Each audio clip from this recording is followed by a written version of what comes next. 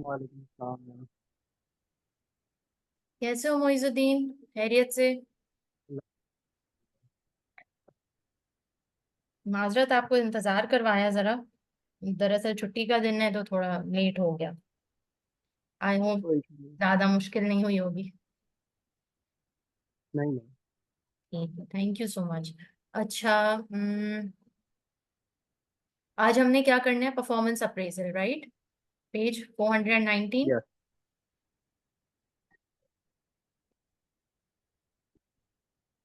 आज हम थोड़ा एक्स्ट्रा पढ़ लें, क्या ख्याल है?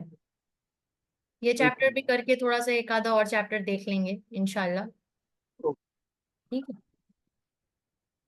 क्योंकि इससे ये होगा कि थोड़ा हमारा कवर अप हो जाएगा। एक आज वैसे भी ऑफ है और मेरी आगे इस वक्त कोई क्लास है नहीं, तो मैं आपको एक्स्ट्रा टाइम दे सकती हूँ।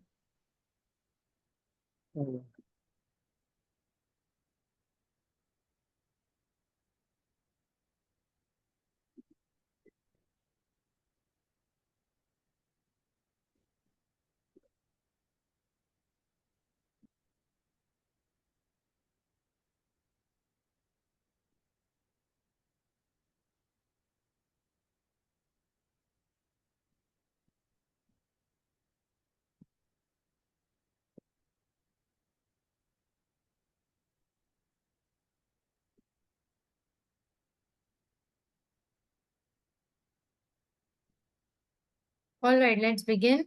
बिस्मिल्लाहिर्रहमानिर्रहीम। परफॉर्मेंस अप्रेजल क्या मतलब है?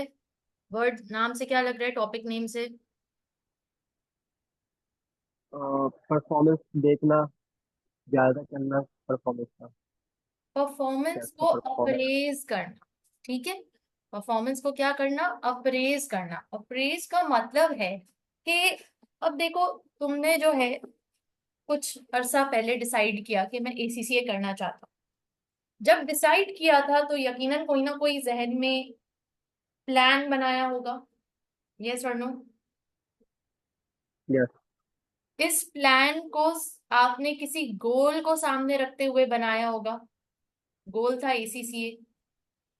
और अब जब ये प्लान पे आप इम्प्लीमेंटेशन करने लगे, यानी आप एग्जीक्यूशन की तरफ आए, आपने इसको अमली जामा पहनाना शुरू किया, तो क्या हुआ? आप कहीं कहीं जाकर रुके और पलट के देखा कि क्या मैं सही रास्ते पर आया हूं? क्या मैं अपने प्लान पर, एज पर द प्लान चला हूं? क्या इतनी दूर चल लेने के बाद क्या मुझे ऐसा महसूस हो रहा है कि मैं अपनी मंजिल के करीब हूं कुछ? तो आप क्या कर रहे हो? इवैल्यूएशन कर रहे हो या अप्रेजल कर रहे हो, जितना आप चल चुके हो उस पर। क्यों जरूरी है? क्यों जरूरी है पीछे पलट कर देखना और इवैल्यूएट करना कि हम कहाँ कहाँ शुरू किया था, कहाँ से शुरू किया था, कहाँ पहुंच गए हैं? क्या हम सही डायरेक्शन पे हैं या नहीं? क्या हम मंजिल के करीब पहुंचे या नहीं? ताकि देखिए, हमें पता चले हम सही डायरेक्शन पे एग्जैक्टली exactly, ताकि अगर हम खुदा ना खास्ता कोई डायरेक्शन चेंज हो गई है चल या रहे हैं। रॉन्ग डायरेक्शन पर चले गए हैं, पुल पकड़ना था नीचे चले गए हैं, नीचे का रास्ता लेना था दाएं मुड़ना था बाएं मुड़ गए हैं, तो हम अपने आप को फौरी तौर पे दुरुस्त कर लें, इससे पहले कि हम और ज्यादा दूर निकल जाएं मंजिल से।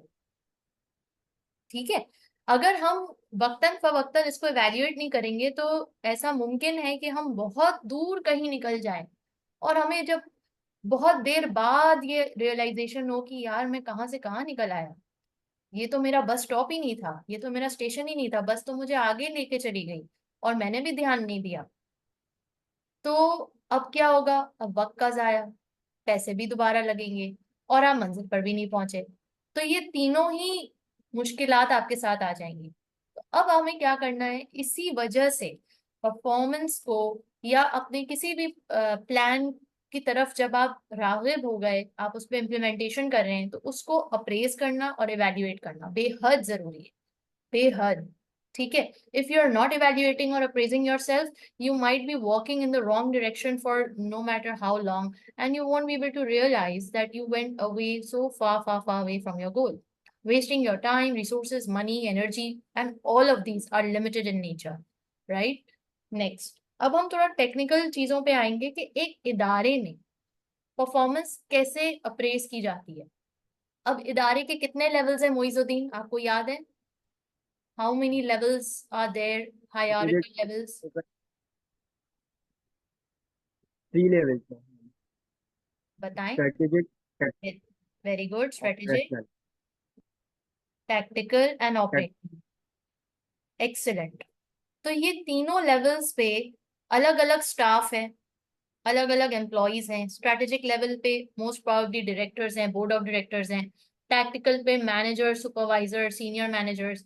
एंड देन ऑपरेशनल में आपके employees, labour, staff, everyone who is there facing the customer, the client, delivering the services, delivering the products, manufacturing the products, all of them. तो अब ये परफॉर्मेंस को अप्रेज करना क्या हमें सिर्फ ऑपरेशनल लेवल पर है मोइजुद्दीन? क्या हम सिर्फ ऑपरेशनल लेवल को नहीं, अप्रेज करें? तीनों लेवल। तीनों को। एग्जैक्टली, तीनों को। That is how important appraisal is. Now coming to the chapter, जरा पढ़ें definition. Performance management aim to get better results for the organization via the measurement and evaluation of the individual performance. Appraisal is a part of the system of performance management, including goal setting, performance monitoring, feedback, and improvement planning. All right, what does it mean? के performance major करेंगे तो जो आपकी organisation के result है वो भी बेहतर होंगे और इंडिविजुअल की सबकी भी परफॉर्मेंस बेहतर होगी। Very good. नेक्स्ट, और क्या इसमें बात हो रही है? Appraisal is the part of performance management, including goals. में गोल सेट करेंगे हम। जाहिर सी बात है जब परफॉर्मेंस मैनेजमेंट करनी होगी तो पहले हम कोई गोल तो सेट करेंगे ताकि हमें पता चले हमने वो गोल अचीव किया या नहीं किया। एग्जैक्टली। और अगर कोई मसला हुआ तो तो अच्छी अभी प्लानिंग हमने जो करेंगे। आपकी एग्जांपल ली एसीसीए वाली, उसमें यही था ना, पहले गोल सेटिंग, फिर परफॉर्मेंस मॉनिटरिंग, फिर फीडबैक एंड इम्प्रूवमेंट प्लानिंग। यानी ये तो वही बात हो गई कि आप घर से निकले हो, गूगल मैप में आपने डेस्टिनेशन डाली है कि भाई मुझे पीसी होटल पहुंचना है। अब पीसी होटल की आपने डेस्टिनेशन डाली है, तभी तो फिर आप उसके बाद चलोगे, उस मंजिल की तरफ रागिब होगे, और फिर रास्ते में वक्तन फवक्तन अपना गूगल मैप चेक करते रहोगे that are we close, how many minutes left to reach, क्या हम गलत डायरेक्शन में तो नहीं चले गए, लेफ्ट और राइट गलत तो नहीं ले लिया, सही डायरेक्शन में है या नहीं। तो बार बार आप क्या कर रहे होगे? अपने गूगल मैप को मॉनिटर कर रहे होगे। तो यही चीज आपने इदारों में भी करनी होती है। जब आप किसी भी स्टाफ का, एम्प्लॉय का, इंडिविजुअल का, डिपार्टमेंट का परफॉर्मेंस अप्रेज कर रहे होते हो, तो पहले तो उस डिपार्टमेंट का गोल क्या है, उसके बाद फिर उसने उसके लिए प्लान क्या बनाया, फिर उस पे चलना कब शुरू किया, फिर डेडलाइन क्या दी, और अब चलते चलते कितना वक्त हो गया है, करीब पहुंचे नहीं पहुंचे, कितना एफिशिएंटली काम हो रहा है, कितना इफेक्टिवली काम हो रहा है। तो ये सारी चीजें फिर अप्रेजल का पार्ट बन जाती हैं। एटीट्यूड क्या है उस डिपार्टमेंट के एम्प्लॉयज का towards achieving their goal? Are they serious about it, और are they careless about it कि यार हो जाएगा, कर लेंगे, लापरवाही है? ठीक है, तो ये सारी चीजें मैटर करती हैं। अब हम आगे बढ़ रहे हैं। द डेफिनेशन हाईलाइट्स की फीचर्स ऑफ परफॉर्मेंस मैनेजमेंट, जो कि हम ऊपर भी देख चुके हैं। क्विकली जल्दी से हेडर्स पढ़ लीजिए। Agreed framework of goals, process, clear understanding, managing and developing people's achievement,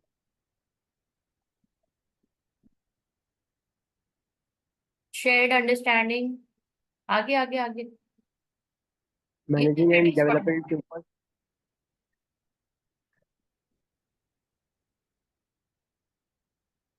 क्या हुआ Moizuddin? Hello.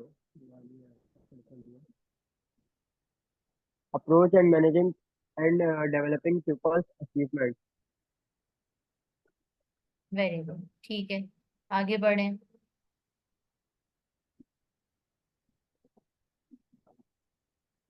Process of performance management, भाई हम अब इस पे हम काफी बात कर चुके हैं, तो इसलिए अब मैं इस पे दोबारा नहीं बात कर रही।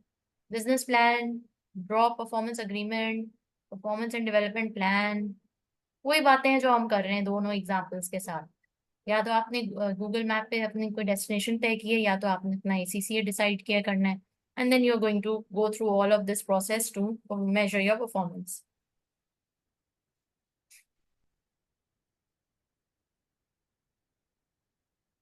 Principles for devising performance measures include. कौन कौन से प्रिंसिपल्स हैं जिसकी बेस पर हम परफॉर्मेंस को मेजर कर रहे होंगे? नंबर वन, जॉब रिलेटेड, काम हुआ, टास्क अचीव हुआ, यानी कि इफेक्टिवनेस, रिजल्ट आया नहीं आया, खत्म बात. दूसरा, कंट्रोलेबल, क्या उसके बस में था जो भी हुआ. फॉर एग्जाम्पल, एक एम्प्लॉय काम कर रहा था और एक्सीडेंट हो गया, तो क्या वो एक्सीडेंट को कंट्रोल करना या ना होना, होना ना होना, क्या उस एम्प्लॉय के कंट्रोल में था? अगर वो उसके कंट्रोल की बात थी तो हम उसको मेजर करेंगे, एवेल्युएट करेंगे कि उसने कहाँ गड़बड़ की. और अगर तो उसके कंट्रोल में या बस में नहीं था और ये हो गया, बस कोई भी नहीं रोक सका इसको, तो दैट इज नॉन कंट्रोलेबल. उसके ऊपर किसी भी तरह की पूछगछ, परफॉर्मेंस इवेल्युएशन नहीं होगी. बात समझ आई? अब फॉर एग्जाम्पल, कोविड कोविड आ गया, उसमें ACC के स्टूडेंट्स सब ठप होके बैठ गए. क्या करें? उनके बस में कुछ था? तो फिर क्या उस दौरान आप उनकी परफॉर्मेंस को इवेल्युएट कर सकते हो कि देखो कितना डिले कर दिया ACC कंप्लीट करने में? अरे भाई, बीच में कोविड आ गया, पूरी दुनिया लॉकडाउन में चली गई, उसका क्या कसूर था? It was not, the situation was not controllable. बात समझ आई? Next, objective and observable.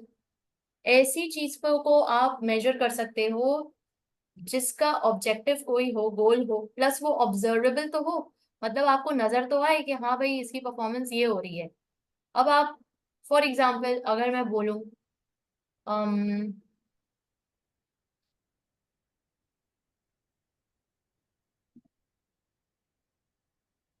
For example, I am a doctor, ठीक है, I am a dietitian, and I want to evaluate whether the patient जो वो डाइट खा रहा है, उस डाइट से उसका डाइजेशन इंप्रूव हो रहा है या नहीं हो रहा.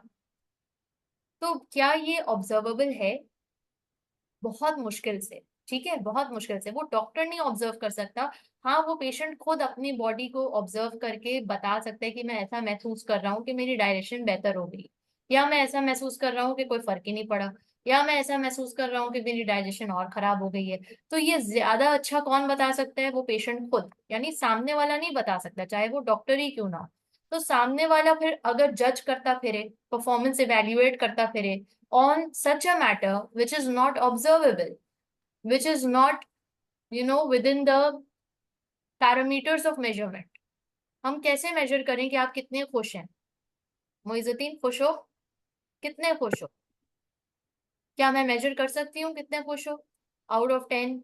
नहीं। और मैंने जो मेजर किया, क्या वो सही मेजरमेंट होगी? नहीं। नहीं ना, ऑब्वियसली, क्योंकि एक इंसान बजाहिर शायद कुछ दिखा रहा हो, मगर अंदर से वो कितना खुश और मुतमईन है वो तो नहीं बता सकता ना. वो तो मतलब वो खुद बता सकता है, तो सामने वाला तो नहीं बता सकता ना. That is what it is. Next, data Yes. Must be available. Data must be available, पढ़िए. There is no use. There is no use identifying the performance measurement if the data cannot actually be collected. So if the data can not actually be collected, फिर तो कोई point ही नहीं है कि हम कोई performance major भी करें. वही वाली बात है, ऊपर से रिलेटेबल है कि उसके उससे मुतालिक कोई डेटा मिलेगा तो मैं परफॉर्मेंस मेजर करूंगा ना. ऐसे कैसे मैं करूँ? अब for example, I am a teacher और मुझे ये मेजर करना है परफॉर्मेंस, ये मेरे क्लास में 10 स्टूडेंट्स हैं, वो कैसा परफॉर्म कर रहे हैं. तो हर स्टूडेंट को सबसे पहले तो मैं क्विक क्विज करके चेक कर लेती हूँ कि उनको क्या चीज समझ आई, नहीं समझ आई, कितना समझ आया. ठीक है. फिर बच्चा रीडिंग कैसे कर रहा है, उससे भी मुझे अंदाजा हो जाता है कि ये कितना पानी में है. फिर टेस्ट्स होते हैं, फिर मॉक्स होते हैं, उनके रिजल्ट्स आते हैं, उसके बेस में पता चलता है कि बच्चे की तैयारी है या नहीं है. ठीक है. अब ये सब वो डेटा है ना. अगर मैं इस सब डेटा को हटा दूं और मेरे सामने बस XYZ कोई स्टूडेंट खड़ा हो और मुझसे पूछा जाए स्टूडेंट की परफॉर्मेंस बताइए, मैं बोलूंगी मैं कैसे बताऊं, अभी मैंने ना इसको पढ़ाया, ना इसको क्लास में ऑब्जर्व किया, ना इससे कोई सवाल किए, ना कोई टेस्ट हुआ, ना मॉक हुआ. मैं कैसे बोल दूं कि ये अच्छा स्टूडेंट है या बुरा स्टूडेंट है, या ये कितना कर सकता है ACCA या नहीं कर सकता. So I need to have some data. Then only performance measurement is possible. Clear? Moving ahead. Yes. Purpose of performance appraisal. Purpose क्या है भाई? पढ़िए। Appraisal can be used to reward but also to identify potential. It is a part of performance measurement and can be used to establish area for improving in training development needs. So appraisal can be use to reward, यानी ये reward purpose के लिए भी आप कर सकते हो, plus two identify potential, किसी के अंदर कोई पोटेंशियल है, लीडरशिप क्वालिटी है, कोई भी ऐसी बात है जो आपने पहले नहीं ऑब्जर्व की थी और अब परफॉर्म करके उसने दिखाया है और आपने अप्रेज किया है, जबरदस्त नतीजे निकल के आ रहे हैं। एंड थर्ड, कि आपको जब पता चल जाएगा कि कौन सा एम्प्लॉय कितने पानी में है, तो उनकी फिर ट्रेनिंग एंड डेवलपमेंट की नीड्स को आप फुलफिल कर सकेंगे एज एन इदारा, ट्रेनिंग करवा के, टेक्निकल ट्रेनिंग दे के, सॉफ्ट स्किल ट्रेनिंग दे के, कोई तरबियत करके, कोई रिवॉर्ड दे के, कोई बोनस लगा के, तो इससे वो मोटिवेट हो जाएंगे। ठीक है जी। So number one is reward review, number two is performance review, number three is potential review. अच्छा जी, स्पेसिफिक ऑब्जेक्टिव्स ऑफ अप्रेजल क्या है? नंबर वन, ये आपने पढ़ना है, why have formal appraisal systems आखिर क्यों रखें, and the process of performance appraisal.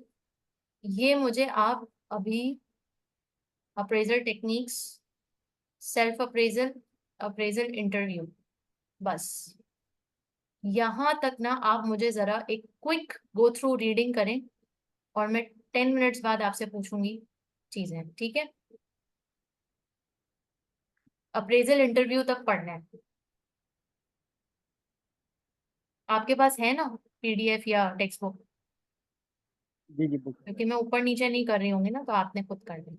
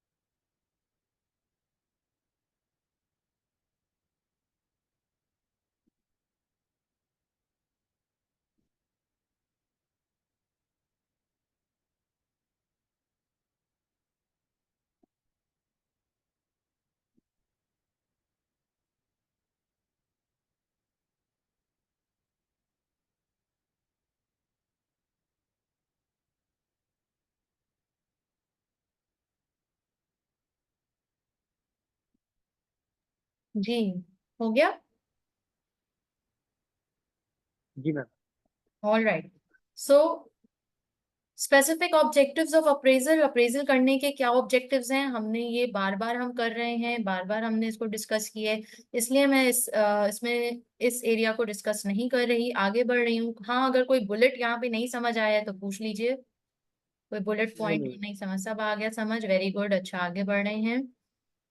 Why have formal appraisal, मतलब फॉर्मली अप्रेज क्यों करें, कि दायरा क्यों अप्रेज करें, क्या जरूरत है, हम इंडिविजुअल लेवल पे तो अपनी परफॉर्मेंस को कहीं ना कहीं खुद से इवेल्युएट कर रहे होते हैं, but why to have a formal appraisal, the reason, आपको क्या समझ आया इससे यहाँ पढ़ के?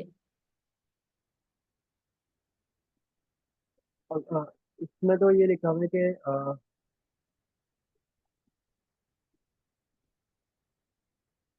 ताकि इदारे की वो गोल्स तो अचीव होंगे, इंडिविजुअल के अगर हो रहे नहीं हो रहे, लेकिन आपके इदारे के तो गोल्स अचीव होने चाहिए ना, तो इदारे के गोल्स है।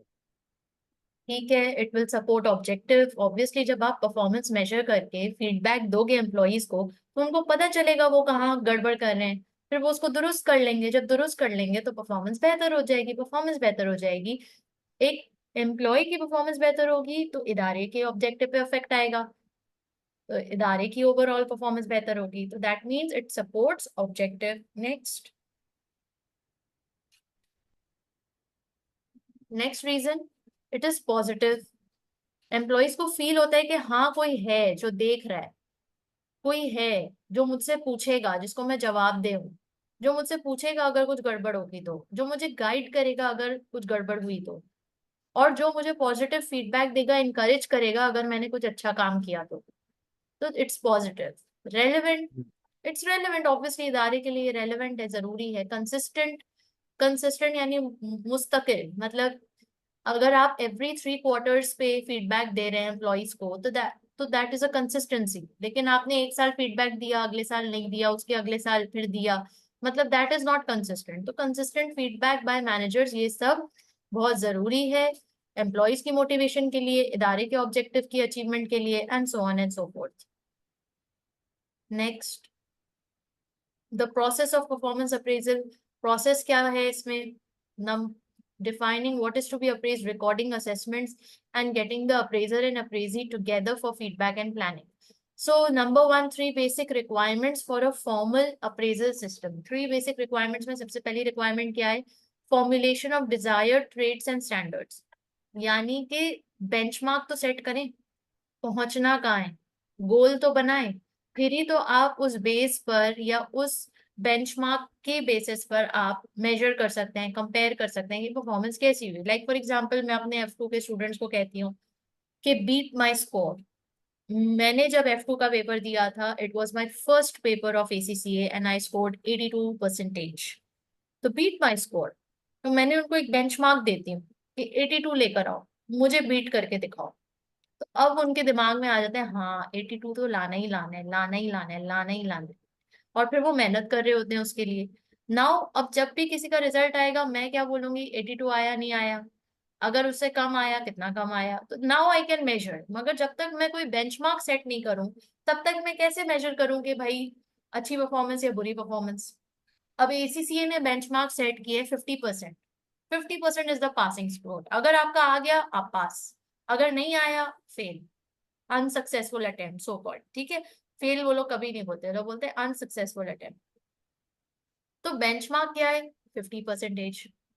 तो यानी कि इदारे में भी अगर आपने किसी भी डिपार्टमेंट एम्प्लॉय इंडिविजुअल की परफॉर्मेंस को इवेल्युएट करना है, तो उसको पहले बेंचमार्क तो दें, बताएं तो सही, उसके बाद ही आप उसकी बेसिस पर उसको असेस कर सकते हैं। नेक्स्ट, रिकॉर्डिंग असेसमेंट्स, रिकॉर्ड करें उनकी असेसमेंट को। Next, getting the appraiser and appraisee together, यानी जिसने इवेल्युएशन करनी है और जिसने परफॉर्म करके दिखाना है, उन दोनों को साथ लेकर आए, वो दोनों मिलकर आपस में बातचीत करके फैसला करेंगे कि हमने फीडबैक किस तरह एक दूसरे को पहुंचाना है, and what would be the future plans for improvement. यानी जब तक ये दोनों आमने सामने बैठकर 1 to 1 डिस्कस नहीं करेंगे तो फिर मसला होगा। सिर्फ पेपर में फीडबैक लिख कर दे देने से कुछ नहीं होता, you have to bring the person, the appraiser and the appraisee on the same table. Okay, next. ये सब अप्रेजल टेक्निक्स। एक है ओवरऑल असेसमेंट। ओवरऑल यानी देख लिया हॉलिस्टिकली कि क्लियर है, इफेक्टिव जजमेंट्स हैं कि नहीं है, प्रेजेंटेबल है कि नहीं है, टाइम पे काम कर रहा है कि नहीं कर रहा, एब्सेंट तो नहीं करता ज्यादा, टाइम पे पहुंचता है नहीं पहुंचता, ये सारे ओवरऑल असेसमेंट हो गए। क्योंकि गाइडेड असेसमेंट, गाइडेड असेसमेंट में आपने स्पेसिफिकली कहा कि हम आपकी जो टास्क है ना फाइनेंस का, उससे रिलेटेड चीजों पे आपको टेस्ट करेंगे, असेस करेंगे कि आप टेक्निकली कितने साउंड हैं। Third, grading.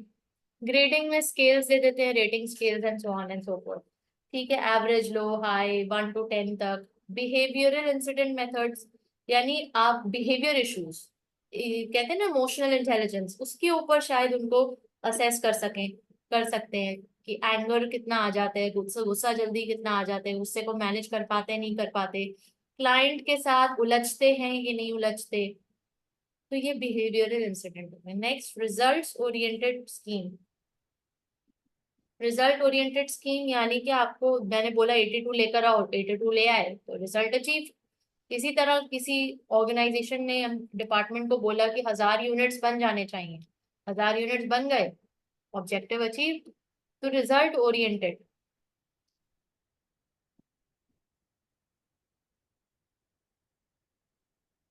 सेल्फ अप्रेजल किसे कहते हैं मोइजुद्दीन? उस सब में अपनी परफॉर्मेंस मेजर कर लो, अपनी कैसा परफॉर्मेंस काम कर खुद रहे मेजर करना, और इसकी एडवांटेज डिसएडवांटेज क्या क्या हो सकती है? हो। मैनेजर का टाइम बचेगा, अपनी रिस्पॉन्सिबिलिटी, बंदा रिस्पॉन्सिबल हो खुद से, वेरी और गुड। अपने और ऑर्गेनाइजेशन के गोल्स आपके अचीव होंगे। और इंडिविजुअल गोल्स और ऑर्गेनाइजेशनल गोल्स को रिकंसाइल करना, और वही अपनी रिस्पॉन्सिबिलिटी बंदा वो कर ले। अ, मेरी क्या जिम्मेदार हो रिस्पॉन्सिबिलिटी। जाना। जब हम अपने जवाबदेह खुद होते हैं और अपने आप को खुद जज और इवेल्युएट कर रहे होते हैं, तो हम जिम्मेदार भी ज्यादा हो जाते हैं कि भाई हमें खुद को अच्छे मार्क्स देने हैं। So we have to perform well. And then flexibility. हम फ्लेक्सिबल होते हैं अपने लिए, ये एडवांटेज है। हम जब चाहें अपना फीडबैक कर सकते हैं, जरूरी नहीं कि इसी टाइम पे करना है। डिसएडवांटेज क्या हो सकते हैं?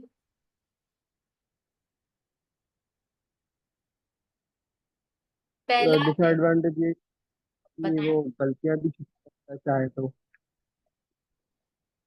देखो जनरली कौन अपने अंदर के कीड़े बताते हैं किसी को? सीधी सी बात है। अगर मुझे अपने कीड़े जी। नजर आते भी है, अव्वल तो नजर ही नहीं आते। I am the perfect one. मेरे अंदर तो कोई खराबी नहीं, पूरी दुनिया खराब है, मैं सबसे सच्चा, मैं सबसे ईमानदार, मैं सबसे अच्छा। ठीक है, अव्वल तो कोई कीड़े नजर ही नहीं आते। और अगर किसी को इतना शऊर हो कि नजर आ रहे हो, तो वो फिर अपने कीड़े किसी को दिखाना नहीं पसंद करता। और क्यों दिखाए? लोग तो मजाक उड़ाएंगे, लोग तो मुझे कम समझेंगे, तो मैं क्यों अपने कीड़े दिखाऊं किसी को? ठीक है। और तीसरा दर्जा ये होता है कि आपको अपने कीड़े मालूम हो और आपके अंदर इतनी करेज हो कि you might show someone at some point in life that okay, this is the problem. You will acknowledge that yes, this is a problem with me and I need to work on it, and I need some help, and I can't do it myself, so can you help me? तो ऐसे बहुत कम लोग होते हैं जो इस तरह से बिहेव करें। खैर, और डिसएडवांटेज में क्या आ जाता है? पीपल में डेलिबरेटली ओवर और अंडर एस्टिमेट देयर परफॉर्मेंस। बाजुकात कुछ लोग अपने आप ओवर कॉन्फिडेंस में ज्यादा ओवर एस्टिमेट कर रहे होते हैं, कुछ लोग अंडर एस्टिमेट कर रहे होते हैं। तो मतलब जस्टिफाइबल नहीं है ना कि आप अपने आप को ही बोलेंगे भाई आप खुद अपना। तो ये बात होगी एग्जामिनर बोले एसीसी के स्टूडेंट को कि अपने मार्कशीट खुद ही चेक कर लो, अपनी आंसर शीट खुद ही चेक कर लो, वो तो हर हाल में खुद को पास करेगा। यस और नो? तो ये सीन। यस। अप्रेजल इंटरव्यू किसे कहते हैं? पढ़िएगा, appraisal interview is an important stage. Interview is an important stage in the process as it can be used to encourage collaborative problem solving and improvement planning. A problem solving style is preferable to a tell and sell or understand and listen. Right. Right, this is मायर 1975। मायर ने कहा है तीन तरह के styles होते हैं, एक होता है प्रॉब्लम सॉल्विंग स्टाइल, दूसरा होता है टेल एंड सेल, और तीसरा होता है टेल एंड लिसन। तो टेल एंड सेल में तो सीधा सीधी वो होता है, डिक्टेटरशिप होती है। मैंने कहा मोइजुद्दीन, तुम बिल्कुल, तुम्हारी हैंडराइटिंग बहुत खराब है, हैंडराइटिंग ठीक करो। अब तुम्हारी हैंडराइटिंग वाकई में क्या खराब है या नहीं है, या क्या जरूरत भी है इसको ठीक करने की, इससे काम का क्या लेना देना। तो ये टेल एंड सेल में होता ये है कि मैंने सिर्फ ऑर्डर्स दे दिए, मैनेजर ने ऑर्डर्स दे दिए, और सामने वाले को सुनना है और बस उस पर मानना है, और अगर वो नहीं मानेगा तो फिर उसको नौकरी से निकाल देंगे। सीधी सीधी सी कहानी है। तो टेल एंड सेल। दूसरा स्टाइल है टेल एंड लिसन। मैंने बताया मोइजुद्दीन, ये सम रॉन्ग हो गया है। क्यों रॉन्ग हुआ? तुम्हारे टेस्ट में अच्छे मार्क्स नहीं आए, क्यों नहीं आए? फिर तुम बताओगे मुझे कि मैम मैं बीमार पड़ गया था, मुझे समझ नहीं आया, मेरी तैयारी नहीं थी, या जो भी। तो I will listen to you. That's tell and listen, यानी मैनेजर कुछ कह रहा है कि ये प्रॉब्लम आ रही है और आपसे सुन रहा है कि आपको मसला क्या हो। एंड तीसरा है प्रॉब्लम सॉल्विंग स्टाइल, यानी दोनों सर जोड़ के बैठेंगे और बोलेंगे बेटा ये प्रॉब्लम है, बेटा बताओ, मशवरा दो क्या करना चाहिए, इसको कैसे सॉल्व करें। तो ये मायर की तीन बताए हुए स्टाइल्स हैं, और उसने कहा है कि सबसे इफेक्टिव और encouraging style problem solving style है। ठीक। Next, process of an appraisal interview. Interview के लिए प्रेपरेशन टाइम, इंटरव्यू का time, agreeing time, report time, follow up time, ये प्रोसेस है पूरा। ठीक है। इंटरव्यू में ये मैं बेसिकली हो कौन क्या सा रहा है, बता क्या सकती हूँ? हुआ मुइजुद्दीन? ये इंटरव्यू कौन सा, मतलब किस चीज का इंटरव्यू होगा? इंटरव्यू में ये बेसिकली वो वाला इंटरव्यू नहीं है जो जॉब इंटरव्यू होता है। ये बेसिकली वो इंटरव्यू है जिसमें जो अप्रेजर है वो अप्रेजी के साथ बैठ रहा है और डिस्कस कर रहा है कि भाई हमने तुम्हारी परफॉर्मेंस को इवेल्युएट किया 3 महीनों में, और 3 महीनों का तुम्हारा ये नतीजा निकल के आया है। अब बताओ क्या करना है, हम चाह रहे हैं कि तुम ऐसे ऐसे करो, वैसे वैसे करो, हम चाह रहे हैं, हम हमारी तुम्हारे तुमसे एक्सपेक्टेशन ये है, मगर तुम्हारी performance up to the mark नहीं है, बेंचमार्क नहीं अचीव हो रहा, क्यों नहीं हो रहा, क्या मसला, तुम्हें क्या लगता, तुम कैसे इसको बेहतर कर सकते हो, हमारी तरफ से तुम्हें क्या किस तरह की हेल्प चाहिए। तो ये एक 1-to-1 इंटरव्यू में बैठकर डिस्कस होगा, फीडबैक डिस्कस होगा। समझ आ रही? इसको पता है हम क्या बोलते हैं, हम कॉर्पोरेट इसको बोलते हैं टाउन हॉल मीटिंग्स, जिसमें सीईओ खुद बैठते हैं और एक एक मतलब उनके डेज बने हुए होते हैं, और उन डेज पे वो एक डिपार्टमेंट के साथ, हर एम्प्लॉय के साथ 1-to-1 बैठता है, और उनसे उनका मसले मसाइल पूछते हैं, उनके टास्क की अपडेट लेता है, और उनको जो है मतलब अच्छा मशवरा भी देता है, और उनको इनकरेज भी करता है, और उनके काम में क्रिटिसाइज भी उनको करता है, वैल्यूएट भी करता है, सारी चीजें। वो टाउन हॉल मीटिंग होती है, और उसमें 1-to-1 वो सीईओ के साथ या हायर मैनेजमेंट के साथ बैठते हैं एक एक एम्प्लॉय। ठीक है जी। 3 अप्रोचेस जो माइंड ने बताई है, tell and sell, tell and listen, हम इसको डिस्कस कर चुके हैं, इसको गो थ्रू कर लीजिएगा। और फॉलो अप, अब जाहिर है जब आपने फीडबैक दिया तो अब आपने फॉलो अप भी तो करना है। फॉलो अप यानी कि क्या कुछ बेहतरी आई, क्या एम्प्लॉय ने अपने अंदर कुछ इम्प्रूवमेंट करनी चाहिए। अगर हमने उसको फीडबैक दिया कि बेटा तुम लेट बहुत आते हो, और अगर तुम लेट ही आते रहे तो हमें तुम्हें हटाना पड़ेगा इस जॉब से, तो क्या उसने अपने लेट आने की आदत जो है वो चेंज की, क्या तब्दीली आई फीडबैक के बाद, तो उसको फॉलो अप कहते हैं। Next, barriers to effective appraisal. What are the problems that might come in the process of appraisal, पढ़िए। Problem in appraisal are its implementation in practice and a range of misperceptions about it. The 1992 new technology to appraisal aim to monitor effectiveness from a number of perspectives. क्या कह रहे हैं, problems क्या है appraisal में? जो implement करना होता है उसमें इम्प्लीमेंटेशन नहीं हो पाती। क्योंकि वहां पे बहुत सारी मिसपरसेप्शंस होती हैं, यानी हम सोचते कुछ है होता कुछ और है, हमारी एक्सपेक्टेशन रॉन्ग होती है एम्प्लॉयज के साथ और वो निकलते कुछ और हैं। तो बड़ा मतलब ये मसला हो जाता है। अगर हम फीडबैक देना भी चाह रहे हैं तो बाज़ औक़ात बैकफायर भी हो जाता है, एम्प्लॉय अग्रेसिव हो जाता है। डिफेंसिव हो जाता है। ये दो रीजंस भी हो सकते हैं। New techniques of appraisal aim to monitor effectiveness from a number of perspectives. New techniques of appraisal यानी जो अब जदीद तरीन टेक्निक्स है, उसमें हम हर एस्पेक्ट से और हर पर्सपेक्टिव से देख रहे हैं। लाइक फॉर एग्जाम्पल, मैंने आपसे कहा ना कि मोइजुद्दीन आपके टेस्ट में अच्छे मार्क्स नहीं आए, क्या हुआ? तो आपने कहा कि मेरी तबीयत ठीक नहीं थी।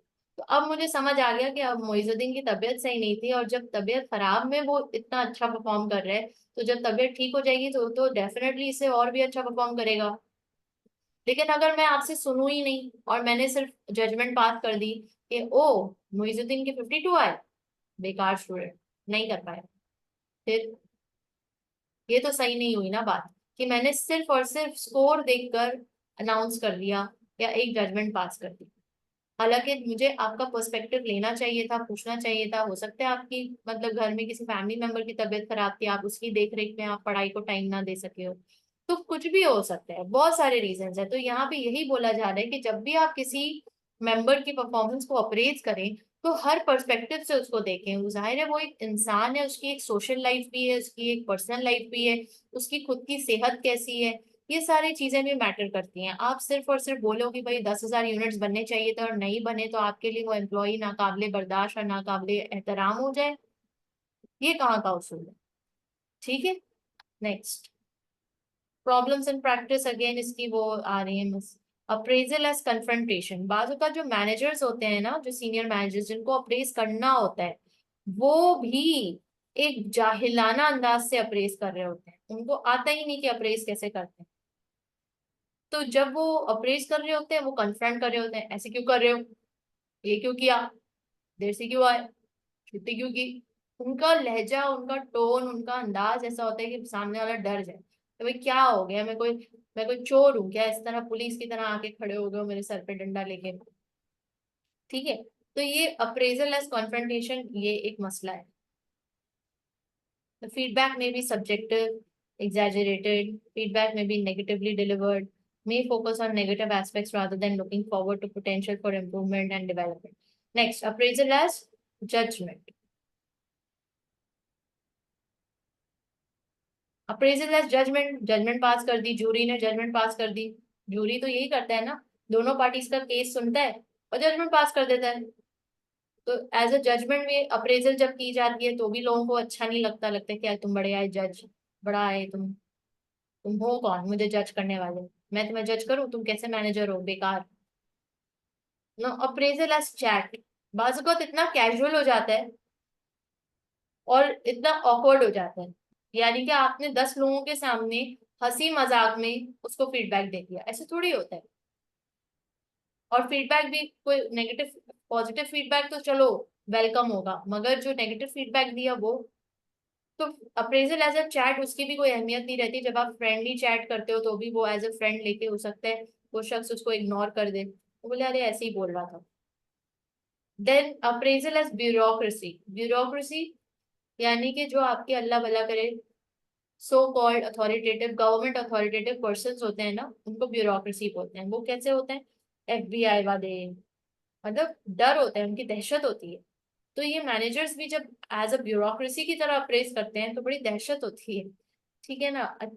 Next, appraisal as unfinished business, incomplete appraisal करना, ये भी मसला हो जाता है।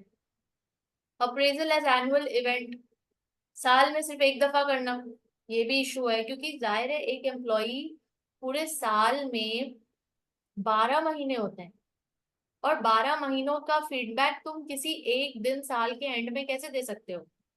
12 महीनों का फीडबैक, वो भी आप समझें, जनवरी फरवरी मार्च एम्प्लॉय ने बहुत अच्छा परफॉर्म किया, अप्रैल मई जून गर्मी बहुत थी, परफॉर्मेंस उसकी डाउन हुई, जुलाई अगस्त सितंबर डाउन ही रही, अक्टूबर नवंबर दिसंबर फिर ऊपर की तरफ आई। तो अब आप एंड में उसको क्या फीडबैक दोगे? तुम अच्छे एम्प्लॉय हो, बुरे एम्प्लॉय हो? नहीं, तुम्हें थ्रू आउट द ईयर उसको देना चाहिए फीडबैक। नहीं तो बाज़ औक़ात ये भी होता है कि हाँ मैंने फीडबैक दिया, तुमको पता है तुम बहुत लेट करते हो, एम्प्लॉय बोलेगा लेट, मैं कब लेट आया, पिछले 3 महीनों से मैं एक भी दिन लेट नहीं आया हूँ, आप रिकॉर्ड चेक कर लीजिए। मैं तुम्हें 3 महीनों की बात नहीं बता रहा, मैं तुम्हें पूरे साल की तुम्हारी एवरेज निकाल के बता रहा हूँ। ठीक है। Now it does not make sense. उसको इस वक्त चाहिए थी इनकरेजमेंट की वाओ कि तुम 3 महीने अभी तुमने बैक टू बैक कंसिस्टेंसी दिखाई और बिल्कुल भी एक दिन भी लेट नहीं हुए।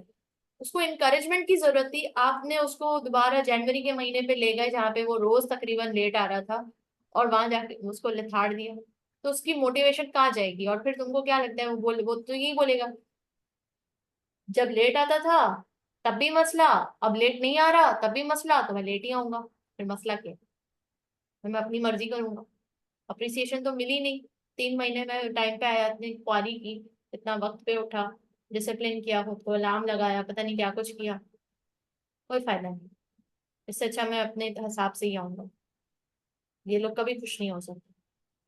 तो ये एक मसला आ जाता है, समझ रहे हो? तो ये कुछ बैरियर्स हैं जो हो जाते हैं। It should be a continuous process. Appraisal should be a continuous process. One day, once in a whole year, कोई तरीका नहीं। अच्छा, अप्रेजल एंड पे। पे और अप्रेजल को जोड़ दिया जाए, जिसके अप्रेजल में अच्छा रिजल्ट आएगा उसको आप बोनस दें, रिवॉर्ड दें, फंड्स अवेलेबल करें। कंटिन्यूस इम्प्रूवमेंट अगर वो कर रहे हैं तो भी उसको इनकरेज करें। एंड अगर वो पास परफॉर्मेंस उसकी देखकर आपने उसको पास परफॉर्मेंस बहुत अच्छी रही तो आप उसको पे करें। Forward looking with regard to future performance की, वो फ्यूचर में भी इसी तरह परफॉर्म करेगा। तो अप्रेजल और पे को साथ जोड़ा जा सकता है to create positive results. Upward appraisal किसे कहते हैं?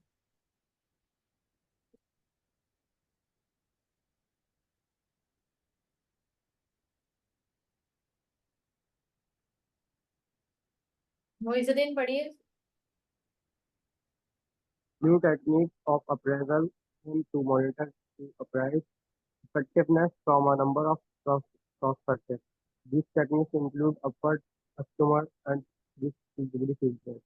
अच्छा, ये अपवर्ड फीडबैक क्या होता है? ये कस्टमर फीडबैक क्या होता है? ये 360 फीडबैक क्या होता है?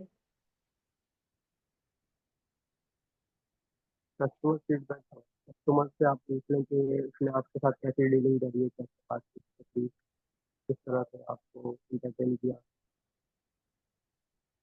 Upward feedback basically lower staff upper staff को फीडबैक देगा। ठीक है, it is going from bottom to top. Operational staff tactical को देगा, टैक्टिकल स्टाफ स्ट्रेटेजिक को देगा। तो ये होता है अपवर्ड अप्रेजल। कस्टमर, आपने कस्टमर से फीडबैक लिया एंड 360 मतलब 360 डिग्रीज मतलब इट्स अ सर्कल। आपने अपने जूनियर से भी लिया, अपने कलीग से भी लिया, अपने सीनियर से भी लिया, कस्टमर से भी लिया, सप्लायर से भी लिया, हर जगह से जहां से आप फीडबैक ले सकते थे आपने सबसे लिया। That is 360 degree feedback. Clear?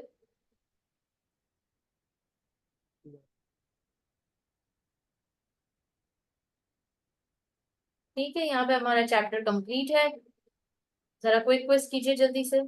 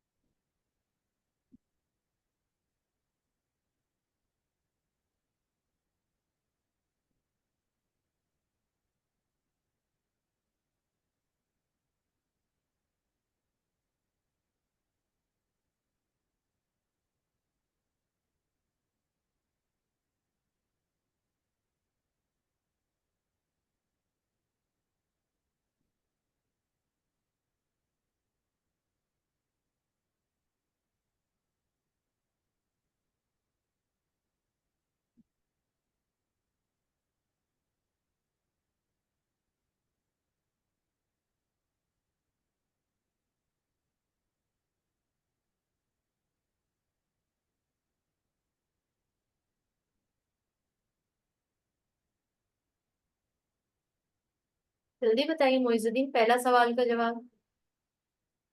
ये सारे कर रहा है। पहले में आई थिंक डी वाला है। डी। दूसरा? अ, ऊपर के तीनों, फर्स्ट सेकंड थर्ड।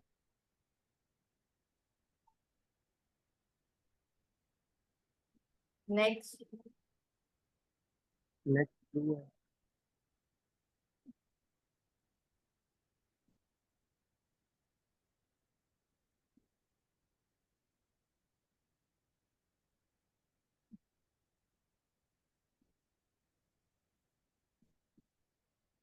नंबर 3 क्या है? टू। 4। फोर समझ नहीं आ रहा, फोर में तो हमने जो इंटरव्यू पढ़ा था उसमें तो तीनों ही थे।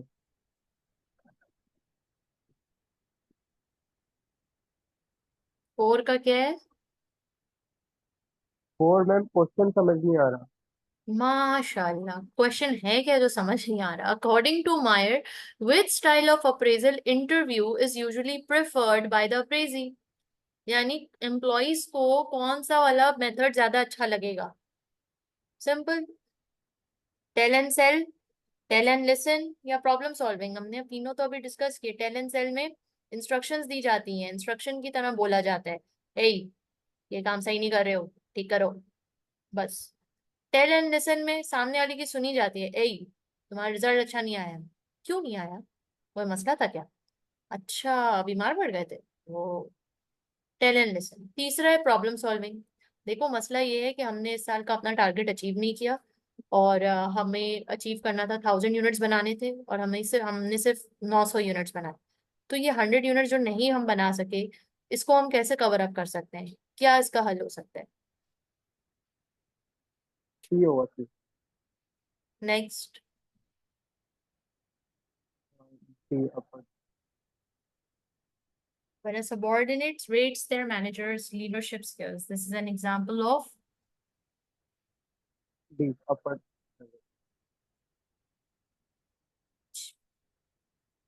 Let's check the answers.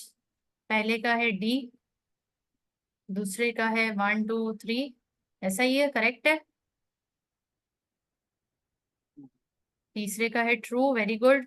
चौथे का है सी, वेरी गुड। 5 का है डी, वेरी गुड। शाबाश, सारे करेक्ट हुए तुम्हारे। हाँ, ये आपने डी किया था, और ये डी आंसर। हाँ डी है, वेरी गुड। ठीक है जी, तो हमने ये कंप्लीट कर लिया, अल्लाह का शुक्र है, ये सेक्शन कंप्लीट हुआ। अब हमारे कौन कौन से चैप्टर्स रहते हैं? ये डन हो थर्ड गया, फोर्थ और ये डन हो गया, ये डन एट हो एंड गया। टेन। कौन सा रहता है? ये दोनों रहते हैं, आई थिंक 3 और 4 है। And role of eight accounting. Nine ten. 8 9 10 है। Role of accounting, control security and audit, identifying and preventing fraud. ये मैंने कहा था कि आपने खुद से पढ़ना है, पढ़ा था आपने, मौका मिला रोल था। Of accounting. Role of accounting पढ़ लिया था।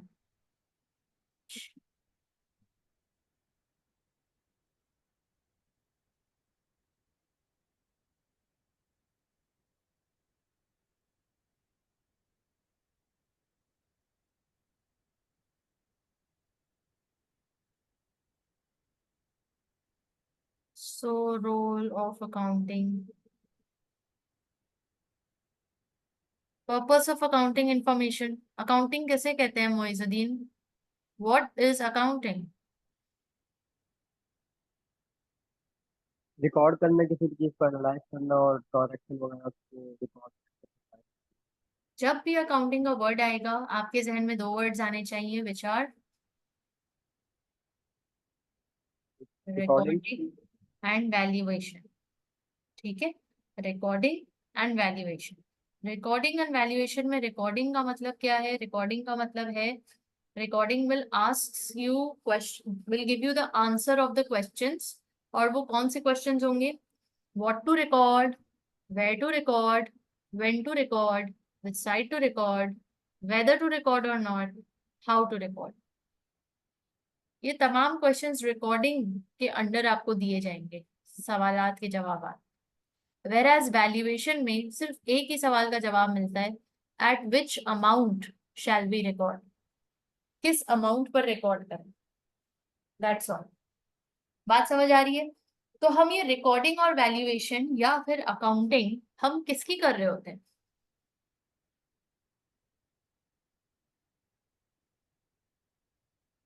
ट्रांजैक्शंस की। और ट्रांजैक्शंस क्या होती हैं, बताएं? लेन देन। लेन देन, सेल एंड परचेज। अब सेल और परचेज किसी भी चीज या किसी भी सर्विस की हो, दैट्स द ट्रांजैक्शन। तो हम अकाउंटेंट्स बनने जा रहे हैं, association of certified chartered accountants. हमारा रोल है ट्रांजैक्शंस की अकाउंटिंग करना। क्या करना? ट्रांजैक्शंस को रिकॉर्ड करना और वैल्यू करना, दैट्स ऑल। और ट्रांजैक्शंस लेन देन को कहते हैं। और बिजनेस के कितने एलिमेंट्स या इंग्रेडिएंट्स होते हैं मोइजुद्दीन? कौन कौन से होते हैं? Asset, liability, asset, expense liability, expense. और कैपिटल। वेरी गुड, ठीक है। इनकम और कैपिटल। सो एसेट, लाइबिलिटी, एक्सपेंस, इनकम, लाइब एंड कैपिटल, ये तमाम एलिमेंट्स हैं किसी भी बिजनेस के। यानी कि अगर कोई ट्रांजैक्शन हो रही है, लेन देन हो रहा है, तो इन्हीं पांचों में से किसी चीज का होगा। यस और नो? तो इन्हीं पांचों की रिकॉर्डिंग हम कर रहे होंगे, वैल्यूएशन कर रहे हैं। ठीक है, आगे बढ़ रहे हैं। Users of financial statements accounting information. कौन कौन फाइनेंशियल स्टेटमेंट्स और अकाउंटिंग इंफॉर्मेशन यूज करता है कंपनी में, इदारे में? मैनेजर्स यूज करते हैं, शेयर होल्डर्स यूज करते हैं, ट्रेड कॉन्टैक्ट्स यूज करते हैं यानी कस्टमर और सप्लायर, प्रोवाइडर्स ऑफ फाइनेंस यानी बैंक वगैरह जो पैसे दे रहा है, जो भी उधार दे रहा है, her majesty's revenue and customs, HMRC। Her majesty यानी कि यूके में, क्योंकि हम यूके का सब कुछ पढ़ रहे हैं, तो यूके में क्वीन और किंग का सिस्टम है, तो वहां पे हर मैजिस्ट्रीज रेवेन्यू एंड कस्टम्स को भी डिटेल्स चाहिए होती हैं कंपनी के अकाउंट्स की। एम्प्लॉयज ऑफ द कंपनी, उनको चाहिए, फाइनेंशियल एनालिस्ट एडवाइजर्स को चाहिए, ऑडिटर्स को चाहिए, गवर्नमेंट्स एंड एजेंसीज को चाहिए। ठीक है, ये तमाम लोग इंफॉर्मेशन इस्तेमाल करते हैं, पब्लिक को भी चाहिए कंपनी के फाइनेंशियल अकाउंट्स की। नेक्स्ट, नॉन कमर्शियल अंडरटेकिंग्स यानी कि ऐसी कंपनीज या ऐसी अंडरटेकिंग्स जो सिर्फ सर्विस ओरिएंटेड है या फिर फलाई इदारे की तरह है, कोई चैरिटेबल ऑर्गेनाइजेशन है या गवर्नमेंट के अंडर कंट्रोल है, it is not a commercial organization. So qualities of a good information. किसी भी गुड इंफॉर्मेशन की क्वालिटीज क्या क्या होती हैं, हमने पहले भी पढ़ा था, MA1 में का ये ब्रॉड फॉरवर्ड नॉलेज है। रेलिवेंट, गुड इंफॉर्मेशन की क्वालिटीज क्या है? इसका निमोनिक, एक्यूरेट। इसका जो निमोनिक है वो एक्यूरेट है, ये हमने पहले चैप्टर्स में पढ़ा है। F1 के ही पहले चैप्टर या दूसरे चैप्टर में पढ़ा था, एक्यूरेट। तो एक्यूरेट में क्या क्या आ रहा है? A से एक्यूरेसी, C से कंप्लीटनेस, C से कॉम्प्रिहेंसिवनेस, U से अंडरस्टैंडेबिलिटी, R से रेलेवेंसी रिलायबिलिटी, A से अगेन, T से टाइमलीनेस, E से ये सारे वो पॉइंट्स हैं। These are the features of a good information. और यहाँ पे थोड़ा सा चेंज भी किया हुआ है इन्होंने, बट अगेन मोर और less it's the same. The structure of the accounting function. Accounting function का स्ट्रक्चर क्या है भैया? फाइनेंस डायरेक्टर होता है, उसके अंडर मतलब फाइनेंस डायरेक्टर होता है, देन बोर्ड ऑफ डायरेक्टर्स होते हैं, फिर फाइनेंशियल कंट्रोलर होता है, मैनेजमेंट अकाउंटेंट होता है, ट्रेजरर होता है। ये सब होते हैं डिफरेंट डिफरेंट पोस्ट में। अच्छा जी, आगे बढ़ रहे हैं। आप देख सकते हैं यहाँ पे हायरार्की मेंशन्ड है, finance director, then treasurer, financial controller, management accountant, cost accountant, financial accountants, cashier.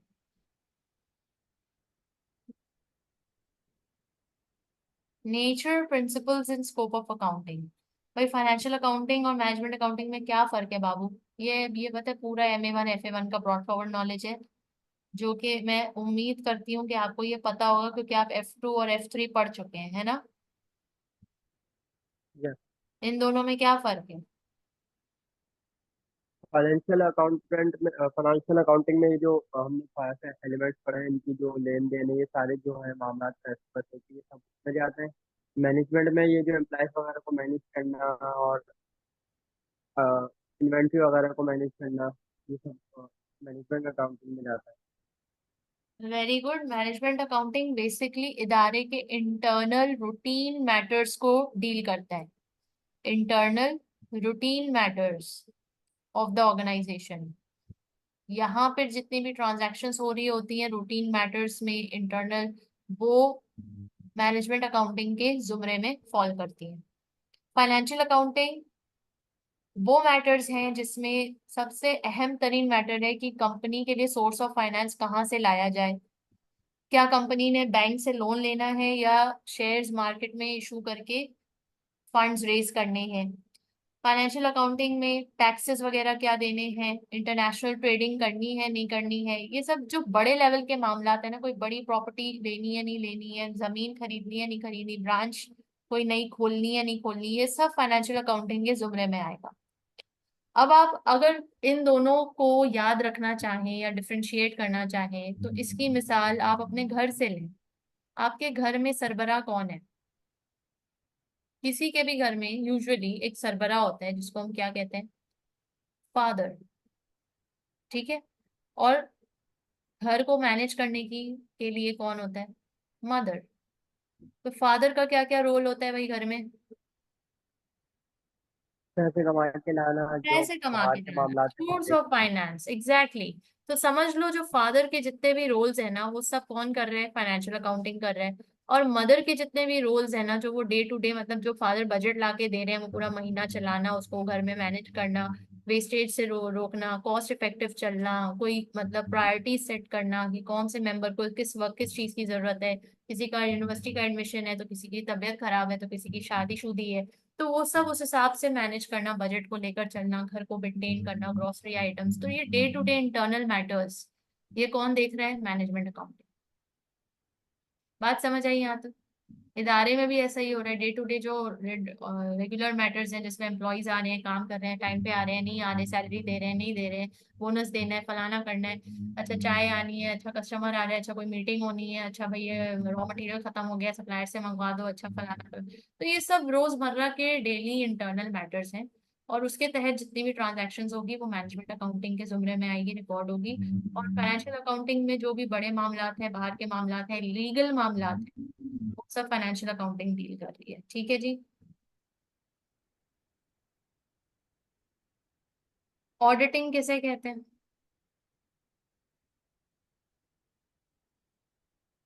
जैसे जो जितने भी हमारे वो है उसको चेक चेकआउट करना। फाइनेंशियल जो भी हमने स्टेटमेंट बनाई है, जो भी हमने अपने ट्रांजेक्शन वगैरह रिकॉर्ड किए हैं उनको चेकआउट करना। चेकआउट जो होती है। ऑडिट में हम क्या कर रहे हैं? बेसिकली ऑडिटर्स जाते हैं, कंपनीज के फाइनेंशियल अकाउंट्स निकालते हैं, चेक करते हैं कि भाई क्या कंप्लायंस है, यानी कि जो आईएफआरएस है, internal international framework of reporting standards, उसके मुताबिक क्या तमाम अकाउंट्स मेंटेन्ड हैं, सारे स्टैंडर्ड्स कंप्लाई किए गए हैं, रूल्स एंड रेगुलेशंस के मुताबिक बनाए गए हैं, कोई चीज छुपाई तो नहीं गई, कहीं पे हैंकी पैंकी तो नहीं हो रही, कोई मनी लॉन्ड्रिंग में का केस तो नहीं है। ये सब ऑडिटर का काम है कि वो जाके जरा चेक करके आए, छान पटक करे, जरा जैसा वो कुत्ता नहीं होता जो सूंघ के बता देता है कि कहाँ पे है बॉम्ब। तो इसी तरह ऑडिटर को भी इसी तरह स्किलफुल एक्सपर्टीज रखनी है, जहाँ पे वो स्केप्टिकल रहेगा और नॉन जजमेंटल होके, अनबायस्ड होकर फाइनेंशियल स्टेटमेंट्स को मेक श्योर करेगा that is it showing a true and fair view. And सिर्फ उसको देखेगा नहीं, बल्कि उसके लिए एविडेंसेस भी इकट्ठा करेगा कि अच्छा, मैनेजमेंट ने कहा कि 10 मिलियन का एसेट गोदाम में रखा हुआ है, क्या सबूत है? ये तो मैनेजमेंट ने कहा है, ये सच है या झूठ है?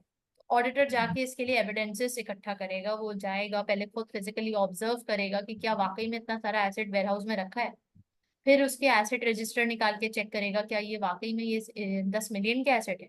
फिर वो इनवॉइसेस चेक करेगा कि जरा इनवॉइसेस तो दिखाओ क्या किया कि ये आपके ही नाम पर है, कॉन्ट्रैक्ट दिखाओगे आपके ही नाम पर है, आप ही इसको ओन करते हैं, किसी और से रेंट पर नहीं लेकर आए हो, तो ये आप ही के 10 मिलियन के एसेट्स हैं, जरा दिखाओ, तो कोई रसीद दिखाओ, कोई कॉन्ट्रैक्ट दिखाओ, कोई जिसपे आपके नाम पे आपने खरीदा हो, कोई बैंक स्टेटमेंट दिखाओ जहाँ पे ये ट्रांजैक्शन हुई हो। तो 10 मिलियन की हमें पता तो चले कि ये जो 10 मिलियन का आप एसेट शो कर रहे हो वाकई में 10 मिलियन इसकी वर्थ है या नहीं।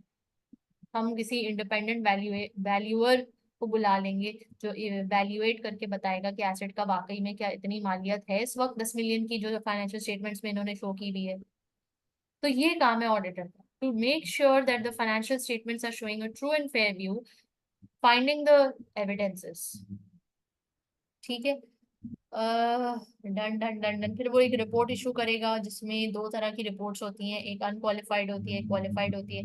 भैया अब ये ना F8 का मामला आ गया है, तो इसमें मैं हम ज्यादा अंदर नहीं जा रहे। खाली इतना आपको पता होना चाहिए कि अनक्वालिफाइड रिपोर्ट किसे कहते हैं, क्वालिफाइड रिपोर्ट किसे कहते हैं। अनक्वालिफाइड या अनमॉडिफाइड रिपोर्ट होती है, यानी कि ये बिल्कुल क्लीन रिपोर्ट है। क्या रिपोर्ट है? क्लीन रिपोर्ट है। यानी इसमें ऑडिटर ने सब कुछ एक्नॉलेज किया है, फाइनेंशियल स्टेटमेंट्स ओके हैं, क्लीन है, मैनेजमेंट ने कोई गड़बड़ नहीं की, कोई घपला नहीं किया, everything is perfectly fine. Whereas अगर मॉडिफाइड रिपोर्ट इशू होती है या क्वालिफाइड रिपोर्ट इशू होती है, तो इसका मतलब है कि कहीं कुछ कुछ चीजों में गड़बड़ है। बाकी सब ठीक है, लाइक 90% ठीक है, 10% में गड़बड़ है, 95% ठीक है, 5% में गड़बड़ है, सब बाकी सब ठीक है, लेकिन सब जो एसेट 10 मिलियन के शो हुए हैं वो 10 मिलियन के नहीं, 8 मिलियन के हैं। ठीक है। तो इस तरह की कोई छोटी मोटी चीज जो चेंज होने वाली है, वो उसमें आप क्वालिफाइड रिपोर्ट इशू करेंगे।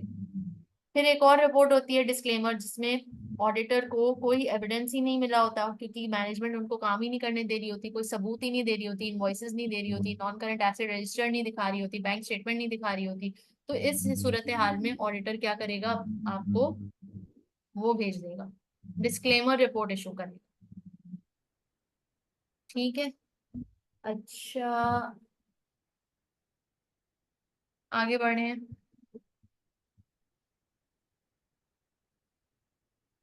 हमारे कितने डिपार्टमेंट्स होते हैं किसी भी इदारे में? पढ़िए जरा। Purchase department, purchase department, human resource department, sales department, operational inventory controller, senior manager. Senior management, ठीक है जी। नेक्स्ट, रेगुलेटरी सिस्टम, पढ़िए। You should be able to outline the factors which have shaped the development of financial accounting. भैया financial accounting आज जिस शक्ल में है, उसके पीछे रीजन क्या है? उसके पीछे रीजन है, number 1 company law, number 2 accounting concepts and individual judgement, number 3 accounting standard, number 4 European Union, number 5 international influences, number 6 generally accepted accounting practice. ये तमाम वो लीगल कानून हैं जिसको फॉलो करने के लिए कंपनी एक फाइनेंशियल अकाउंट्स बनाती है, और इन सब का फॉलो करना जरूरी है। ठीक होगी कहानी? जी। ये सब अंदर की चीजें हैं, ये आप बस एक प्लेन रीड कर लीजिएगा।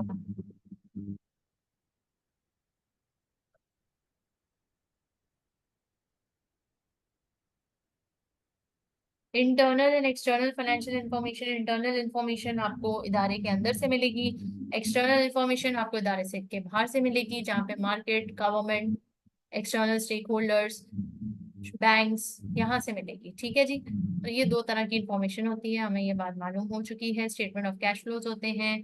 इंटरनल रिपोर्ट्स में क्या क्या चीजें आती हैं? इंटरनल रिपोर्ट्स में cost schedules, budgets, variance report, ये तीन चीजें हैं जो इंटरनल रिपोर्ट्स का हिस्सा है। Control over business transactions. हमें बिजनेस ट्रांजैक्शंस के ऊपर कंट्रोल करने की जरूरत ही क्यों है? पहली बात। अब इसकी सीधी सी मिसाल ले लें, सुपरमार्केट। आप जाते हो सुपरमार्केट? कभी गए हो? जी। गए हो ना? बिजनेस है ना? यस और नो? जी। एक दिन में सुपरमार्केट में कितनी ट्रांजैक्शंस हो रही? थाउजेंड। हजारों की तादाद। एक दिन में 1000 से भी ज्यादा ट्रांजैक्शंस हो रही हैं, ठीक है, और सब कैश। आपको क्यों लगता है कि इन ट्रांजैक्शंस के ऊपर ओनर का या किसी का भी कंट्रोल होना चाहिए?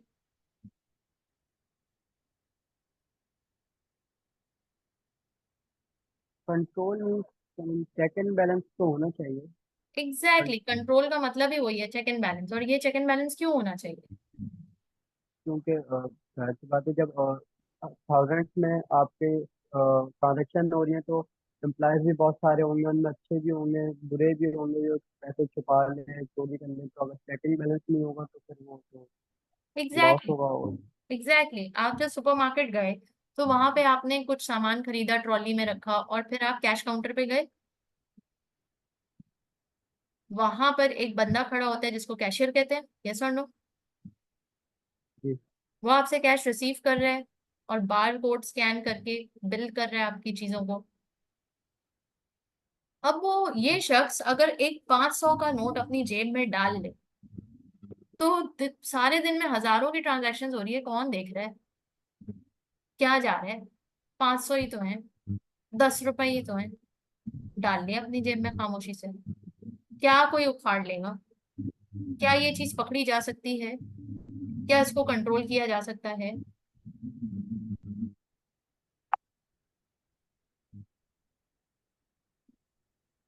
कंट्रोल तो किया जा सकता है बहुत सारे तरीकों से। जैसे कि जैसे कि जो आपके सॉफ्टवेयर हैं उसमें जो भी ट्रांजेक्शन हो रही है वो रिकॉर्ड होती रहे। Okay, software matching, reconciliation, next. Next कोई ऐसा सिस्टम रख लें कि एम्प्लॉयज के पास पैसे हो ही ना, वो अपनी किसी लॉकर में रख के आए। सीसीटीवी कैमरा देखे हैं कभी? जी जी। सीसीटीवी कैमरा सुपरवाइजर लगा सकते हैं सर पे। तो इस तरह के ये सब क्या है? ये सब कंट्रोल्स ही तो है। ये सब जी कंट्रोल्स ही तो है, और ये बिजनेस ट्रांजैक्शंस पे इसीलिए लग रहे हैं ताकि, और ये इसीलिए लगने जरूरी है ताकि कोई चोरी ना करे, कोई फ्रॉड ना करे, और अगर कोई करे तो पकड़ा जाए, आइडेंटिफाई हो जाए। ठीक है, अब गोदाम, सुपरमार्केट का गोदाम सोचो कितना बड़ा होता है। उस गोदाम में जो मैनेजर है, वेयर हाउस मैनेजर है, वो कोई एक आधा घी का डब्बा घर ले जाए, एक आधा दूध का डब्बा घर ले जाए, किसी को क्या पता चलेगा? इतने सारा प्रोडक्ट है, वो अकेला होता है मैनेजर पूरे गोदाम में। तो उसके ऊपर कंट्रोल्स लगाने जरूरी है, सीसीटीवी कैमरा जरूरी है, डॉक्यूमेंट्स जरूरी है, सुपरवाइजर जरूरी है, एंट्री ऑफ द गुड्स, जैसे ही गुड गोदाम में आ रहा है उसकी एंट्री जरूरी है सॉफ्टवेयर में, और फिर जैसे ही वो गोदाम से निकल रहा है उसकी एंट्री सॉफ्टवेयर में फिर से जरूरी है। तो ये सब छोटे छोटे बड़े बड़े कंट्रोल्स हैं जो हर बिजनेस में ओनर लगाता है, और इसीलिए लगाता है कि फ्रॉडुलेंट एक्टिविटीज कर्टेल कर सके या पकड़वा सके। ठीक है, मेन बिजनेस फाइनेंशियल सिस्टम्स क्या क्या है? की कंट्रोल्स ओवर पे रोल कवर, पे रोल कवर यानी कि सैलरीज वगैरह देते वक्त, उस वक्त हम किस तरह के कंट्रोल्स इस्तेमाल कर सकते हैं? नंबर 1 पढ़िए, documentation. Documentation authorisation of staff, calculation of wages and salaries, payment of wages and salaries, authorisation of यानी कि हर फंक्शन, इदारे के हर फंक्शन पे कंट्रोल लगाने की जरूरत है। परचेजिंग फंक्शन है, एचआर फंक्शन है, सेल्स एंड मार्केटिंग फंक्शन है, रिसर्च एंड डेवलपमेंट फंक्शन है, और परचेज फंक्शन है। बहुत सारे फंक्शंस हैं इदारे में, बहुत सारे डिपार्टमेंट्स हैं। तो हर डिपार्टमेंट और हर फंक्शन के ऊपर एक कंट्रोल की जरूरत है। यहाँ पे खुसूसी तौर पे पेरोल के ऊपर क्या कंट्रोल है, पेरोल फंक्शन के ऊपर, वो बताए गए हैं। ठीक है, नेक्स्ट इसी तरह आगे भी बहुत सारे कंट्रोल्स हैं जो आप खुद से पढ़ लीजिएगा। It's nothing difficult, very easy. अब जैसे इसमें बताया कि परचेज एंड सेल साइकिल पे आप क्या कंट्रोल लगा सकते हो, इसका सिस्टम क्या हो सकता है। तो again, ordering, receipt and invoices, accounting, controls क्या क्या लग सकते हैं? बाइंग यानी authorisation, custody, and then recording, ये सब कंट्रोल्स लग सकते हैं। सेल्स पे क्या लग सकता है? Selling, authorisation, custody, and then recording, obviously.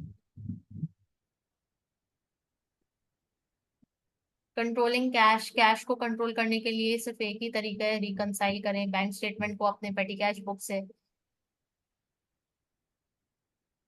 Control over payments, control over receipts, ये सब वही सब रिपीट हो रहे हैं पॉइंट्स, कोई नई बात नहीं है। Manual and computerised accounting system, जाहिर है एक जमाना था कि जब हर चीज मैनुअली हुआ करती थी, अब सब कुछ कंप्यूटराइज्ड हो गया है, सॉफ्टवेयर आ गए हैं, तो हर चीज कंप्यूटर या लैपटॉप पे हो जाती है, तो कोई मसला ही नहीं। मैनुअल में चीजें बहुत लेंदी हो जाती थी, टाइम लगता था, कॉम्प्लिकेटेड हो जाता था। और जाहिर है फिर मैनुअल कर रहे हैं तो कैलकुलेशन एरर्स भी हो सकते हैं, मिस्टेक भी हो सकती है, और जान के गड़बड़ भी हो सकती है।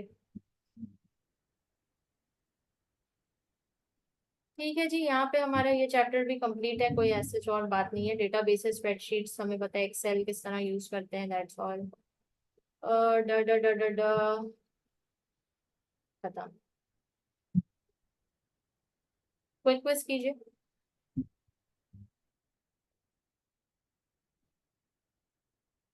और पहला बताइए।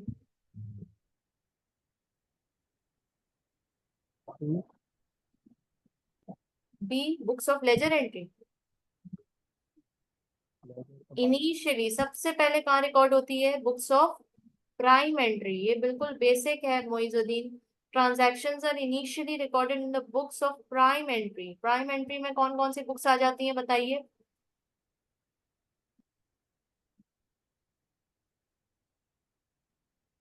Sales day book, purchase day book, cash book, और payables credit book, receivable book. ठीक है, ये सारी किताबें आ जाती हैं।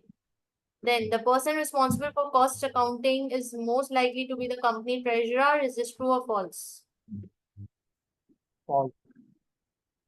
Internal auditors are employed by the company that they audit, an independent auditing accounting firm, or A or B.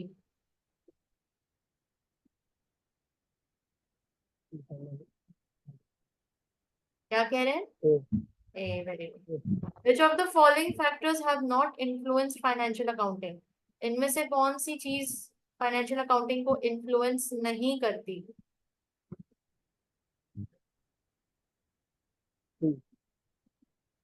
क्या बोल रहे हैं? Accounting standard. Accounting standards. अच्छा, GAAP stand for GAAP।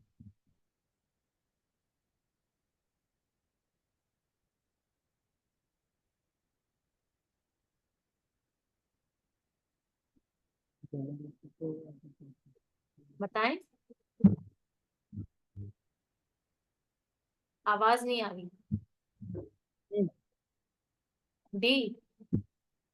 B B B B B. Generally accounting.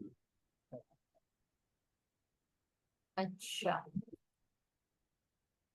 a series of cells arranged in columns and rows which can contain calculations, numbers or text is called a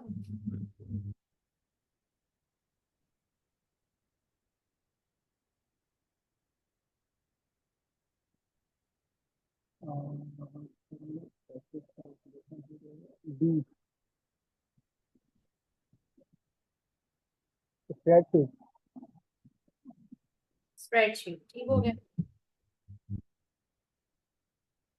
अब देखें, पहला answer books of prime entry correct, दूसरा false correct, तीसरा correct, चौथा B है economic factors do not influence the development of financial accounting. 5 है generally accepted accounting practice, B correct है। Controls over documentation and authorisation of है, वो था आखिरी है स्प्रेडशीट। ठीक है, तो यहाँ पे सिर्फ आपका आई थिंक एक ही गलत है, इकोनॉमिक फैक्टर्स है। ठीक है, बाकी सब तो सही है।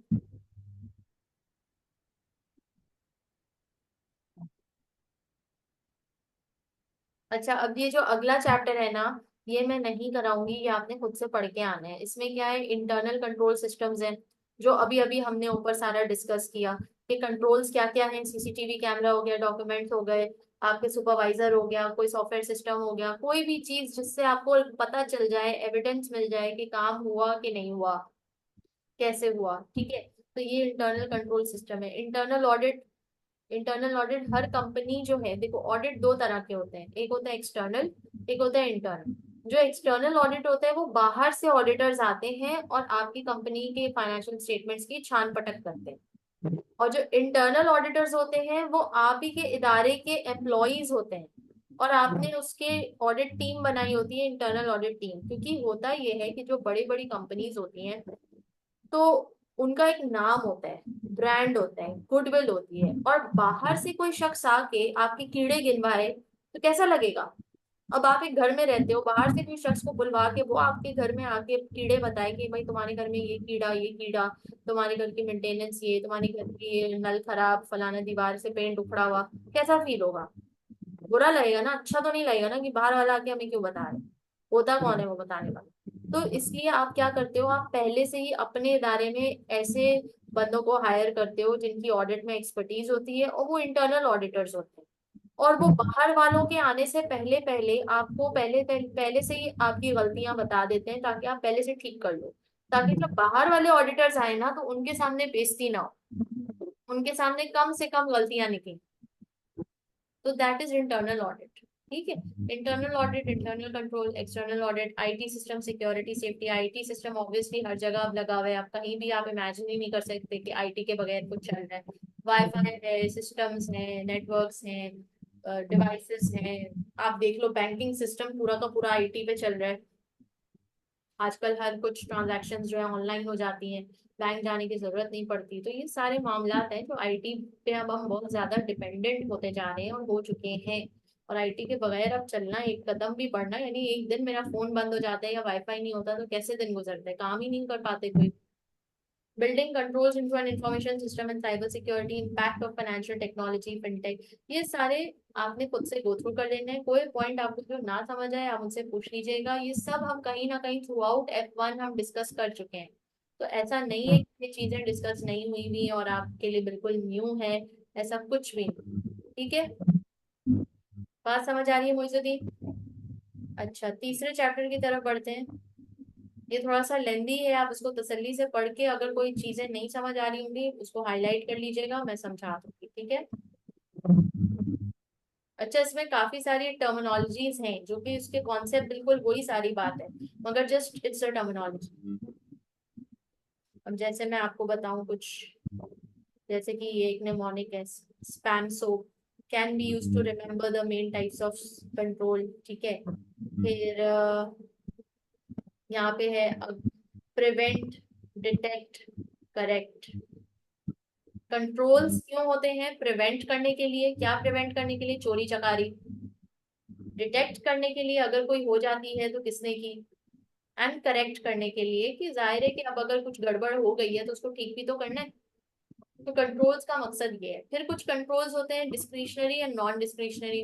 डिस्क्रिशनरी जिसमें आपकी मर्जी है, आपका मन करे तो सीसीटीवी लगाओ, नहीं मन करे ना लगाओ, आपकी मर्जी, कोई जबरदस्ती नहीं है। कुछ नॉन डिस्क्रिशनरी होते हैं, यानी कि जिसमें आपको हर हाल में वो करना ही करना है। जैसे कि अगर आपको सुपरमार्ट खोलना है तो आपको हर हाल में सॉफ्टवेयर, इन्वेंट्री सॉफ्टवेयर चाहिए, नहीं तो आप कैसे सुपरमार्ट खोल सकते हो? नहीं खोल सकते। फिर आपकी किराने की दुकान हो सकती है अगर आपको सॉफ्टवेयर नहीं चाहिए तो कुछ फैसले नॉन डिस्क्रिशनरी होते हैं, यानी आपको हर हाल में वो लेने ही लेने होते हैं।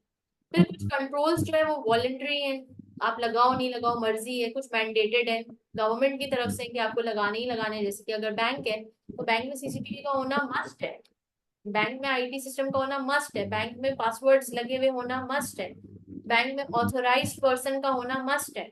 उसके साइन के बगैर ना चेक इशू हो सकता है, ना चेक रिलीज हो सकता है, ना चेक कट सकता है। ठीक। कुछ मैनुअल है, कुछ ऑटोमेटेड है।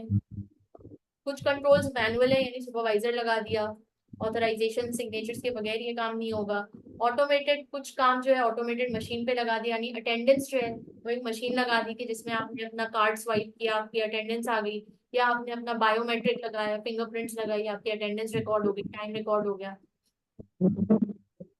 जी मोइजुद्दीन कुछ कह रहे हो? आपकी आवाज सही से आ नहीं रही इसलिए पूछ रही हूँ। नहीं, कुछ भी नहीं, सब क्लियर है यहाँ तक?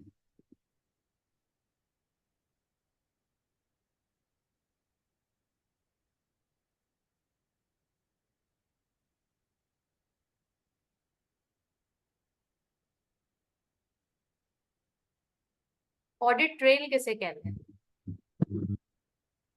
Audit trail shows who has accessed the system and the operations performed. Auditor पीछा करता है, चेक करता है। वो कहते हैं ना, कुत्ता सूंघते सूंघते बम तक पहुंच जाता है, या वो ड्रग या नशे तक पहुंच जाता है, जो चीज उनको ढूंढने के लिए ट्रेन किया गया है। तो ऑडिट ट्रेल में ऑडिटर सूंघता सूंघता पहुंच जाता है कल्प्रिट तक, कि कौन है, किसने ये एक्सेस किया सिस्टम, किसने पासवर्ड डाला, किसने ये ऑपरेशन परफॉर्म किए। तो ये ऑडिट ट्रेल बनती है, यानी कि वो पॉइंट ए से शुरू करता है, पॉइंट बी तक पहुंचता है, सी तक पहुंचता है, डी तक पहुंचता है, एफ तक पहुंचता है, और फाइनली वो बंदे तक पहुंच जाता है कि जिसने ये सारा काम किया। ठीक है जी, आगे बढ़ रही हैं। आइडेंटिफाइंग एंड प्रिवेंटिंग फ्रॉड, ये इंटरेस्टिंग चैप्टर है, बट ये अब हम अगली क्लास में करेंगे।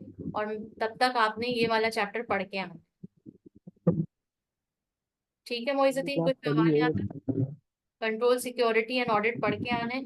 और अगली क्लास में फिर हम अगला चैप्टर करेंगे।